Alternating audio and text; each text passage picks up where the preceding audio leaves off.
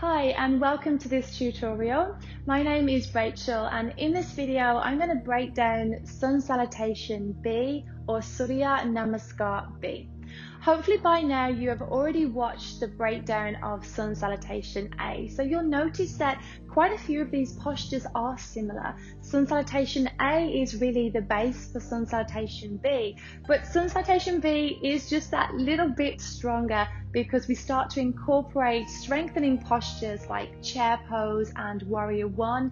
We also take our bodies through a few more rounds of the vinyasa, the plank, Chaturanga, up dog and down dog.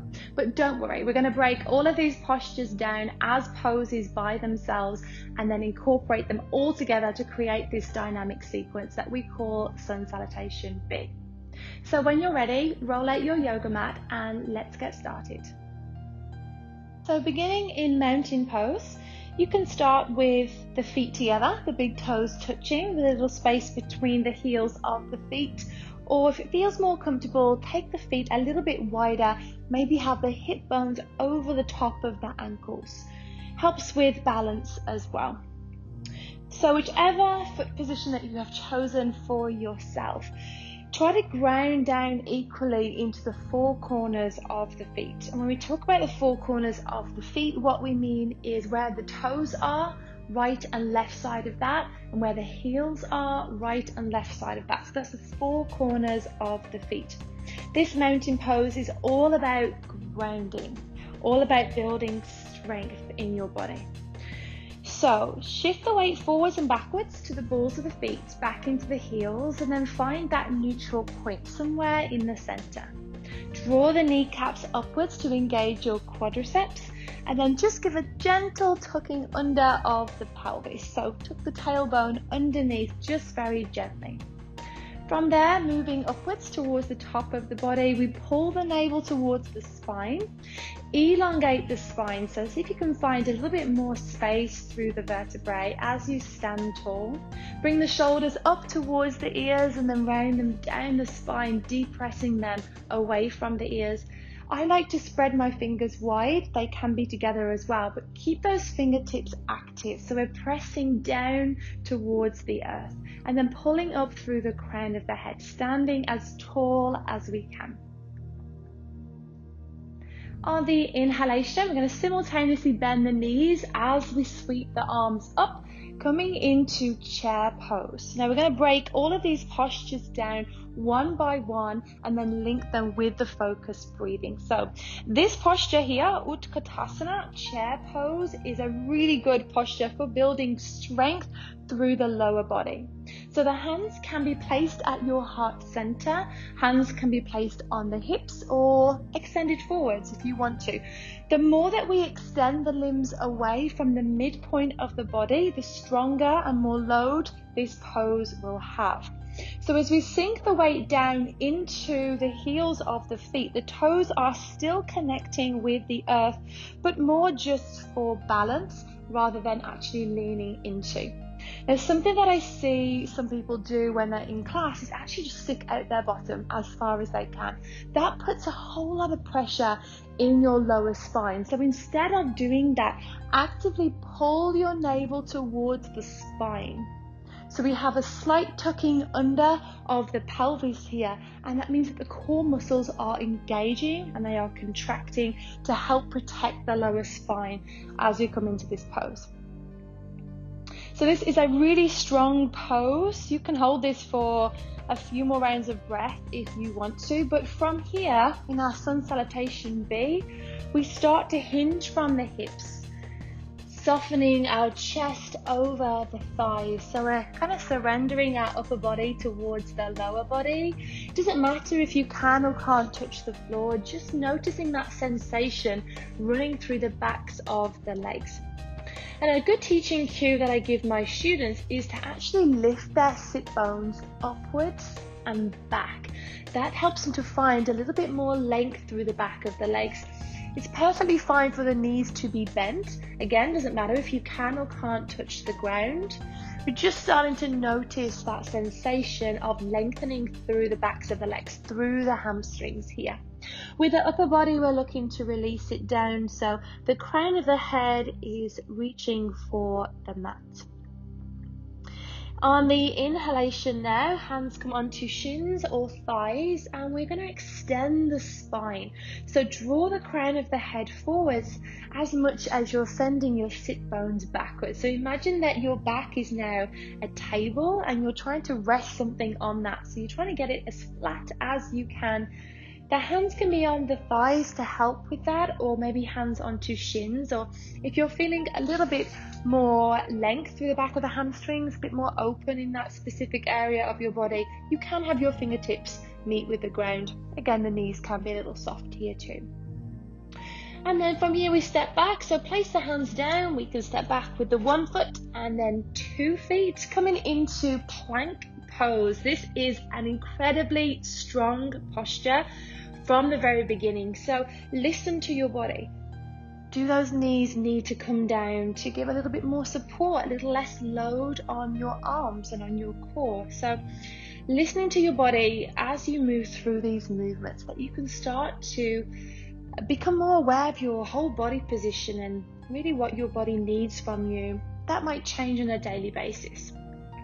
If your knees are lifted, we press out through the heels of the feet. We're also looking to round through the shoulder blades just slightly. That protraction through the shoulder blades helps us to press the ground away, gives us a little bit more space there, but also fires up the core muscles, the front superficial line of the body. So we can drop the knees down and then come down to the chest and roll down that way. Or typically in Sun Salutation B, we shift forwards and come into the full Chaturanga. So shifting forwards up onto the tippy toes. And as we exhale, hugging the arms in, elbows shoot backwards, shoulders in line with the elbows. This here is Chaturanga. Slowly lower hands underneath the shoulders, uncurl your toes, press down through the tops of the feet. That's the foundation, also into the hands as well. So we're rolling the shoulder heads backwards. My elbows are bent right now. It's my first round of Sun Salutation B. So again, listening to your body, listening to what it needs and wants from you. If you need a little bit more, we can start to extend the arms and press into the hands just a little bit more, but staying with where you feel comfortable, but you're still noticing those sensations. From here, tuck in the toes, lift your hips all the way up and back, and then we make our way into our first downward facing dog. Now this V-shaped position, I think, honestly builds energy in the body. It is also known as a resting posture, but I guess that depends on what you're comparing it to. If it's a really vigorous vinyasa practice, then I guess downward facing dog is considered to be a relaxing pose or a chance just to reunite with your breath again. But as a pose by itself, it can be pretty strong to be here. You can soften the knees as much as you need, but think about lengthening through the spine, pressing out of the palms of the hands, sending your sit bones skyward. Well done. Okay, so this is where it changes from a Sun Salutation B to a Sun Salutation A. So everything at the moment is pretty similar to Sun Sal A, but this is the most noticeable difference. We're going to take one leg up to the sky, trying to have your hip points point down. So the hips are square to the mat, same with the shoulders as well. Right leg is lifting. Look to where the hands are, step through the two hands, plant your foot down, drop your back heel down. More traditionally, this is taught with the front heel being in line with the back heel, but you might want to consider stepping that back foot out just a little bit more. That will help to bring the hips back round to the front as we come up to stand. So we're going to fully bend into the front knee, press into the back foot, so equal into the feet as we reach our arms up, coming into a warrior one. This is a really strong pose, so remember you have the option of stepping your back foot out a little bit wider. Now we're going to bend fully into the front knee, and as we do that, try to bring your hips around the top of the mat and also the shoulders as well. So we don't want the front knee to overshoot the ankle. Let's try and get it in line as best as possible. We have full flexion in the front knee. Remember what I said at the very beginning, the moment you take the limbs, the arms or legs away from the midpoint of the body, the more load that you create on your body. So if you want to, you can bring the hands to heart center, you can bring the hands to the hips. From warrior one, we plant the hands back down, stepping back to plank pose. We've been here before, noticing how different it feels second time that we enter. Shift your weight forwards, bend the arms, hover into Chaturanga, still pressing out through the heels of your feet. Inhalation as we lower, and then lifting the chest away, coming into Cobra or Upward Facing Dog. Tucking the toes, hips are lifting towards the sky. We are back now in Downward Facing Dog pose. So lifting the sit bones upwards, creating a little bit more space in your spine, maybe around the shoulders and the neck here as well. Another really good teaching cue to help you lift a little bit more is to spiral the inner thighs around and back. And the way that we can do that is by actually lifting up high on the balls of the feet. Turn the heels out just slightly and then press the heels of the feet back down towards the ground again. And that should help to spiral the inner thighs around and back. Also helps then to lift your sit bones to the sky. Okay, so we're going to do the warrior one on the left side. So let's have a go. Let's see how it feels on this side. Show up completely brand new. We have a different right and left side. So listen to what your body says about your left side now. Inhalation, left leg lifts to the sky. Hip bones are pointing down. Doesn't matter how high your back leg lifts. Looking forward to the space between the hands. Step all the way through. Straight away, drop your back heel down onto the ground. The toes are slightly turned in. The back heel is kicking out. Give a full bend into the front knee. Steady yourself here. Step a little bit wider if you need to. Square your hips, square your shoulders towards the top of your mat. And let's sink a little bit deeper into warrior one. Think about pressing your feet into opposite directions. This is an incredibly strong asana, strong pose. So continuously breathe. Try to make that exhalation mirror the inhalation. This is our warrior one. Good, hands come down. We step back to plank pose, taking our bodies through the vinyasa. If you haven't watched the tutorial on vinyasa, link in these 4 postures, then I definitely recommend to do that. We're in plank right now. Shift your shoulders forwards, bend at the elbows, hover in Chaturanga. Slowly lower. Inhale, pressing into the tops of the feet, into the pubic bone, opening the chest. Wonderful. Tuck in the toes. Exhale, downward facing dog. And we'll spend a few breaths here, noticing the natural, smooth, steady, rhythmic breath.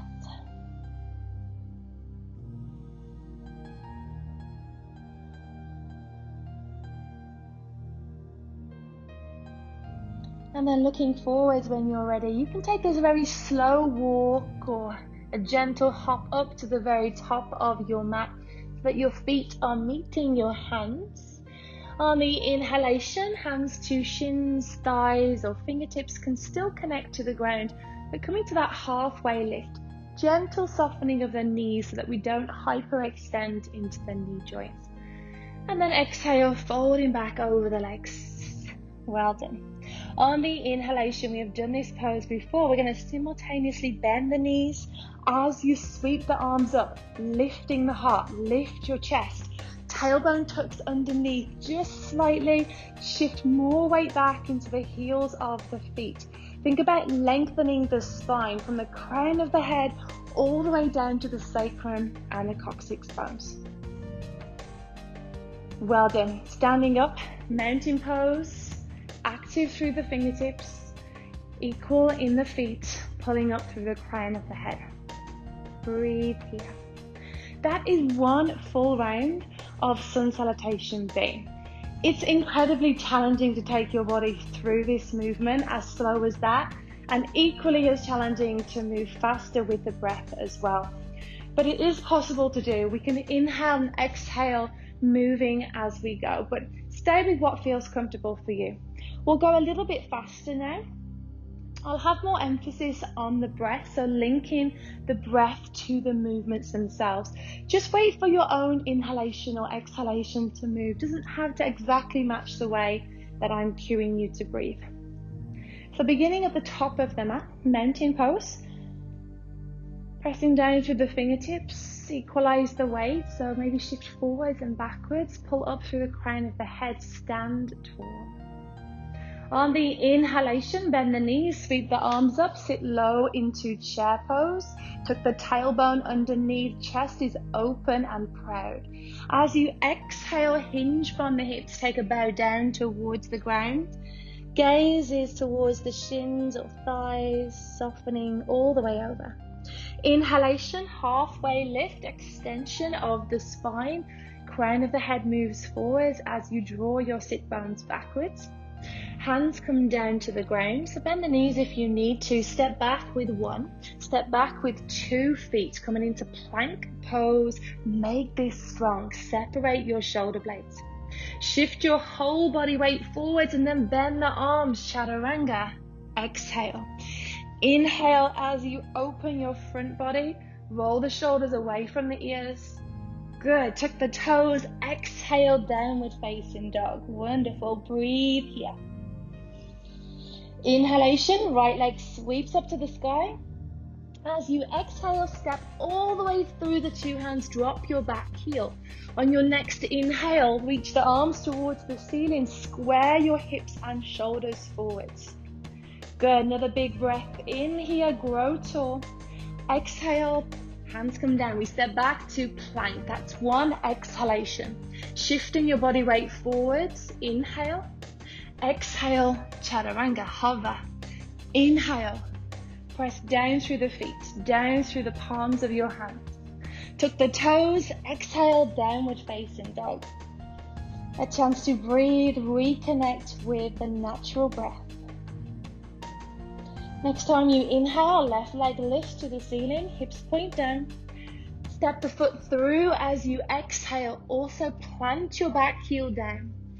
Inhale, sweep the arms up to the sky, reaching up through the fingertips. Make this pose strong. Square your hips forwards. Another inhalation to lift up out of the waist. Exhale, plant the hands down, stepping back to plank pose through the vinyasa. Shift forwards, inhale. Exhale, hover, Chaturanga Dandasana. Inhale, cobra or upward facing dog. Exhale, tuck your toes, sit bones and lift to the sky. Coming into downward facing dog. Let's take 3 full rounds of breath here. Trying to equalize the breath in with the breath out. Establishing a smooth and steady rhythm to your breathing helps you to also create a smooth and steady rhythm to your movements. On the inhalation, looking to where your hands are, that's where you're going to land. Take a slow walk or a hop up to the very top of your mat. Inhalation, we lengthen the spine, soften into the knees just gently so we don't hyperextend. And then as you exhale, take a bow down towards the ground again.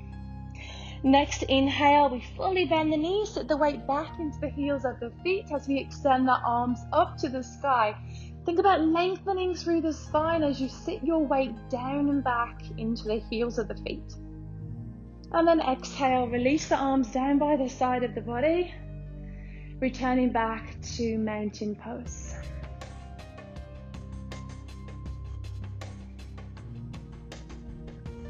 Thank you so much for joining me today on this breakdown of Sun Salutation B. I'll see you again very soon.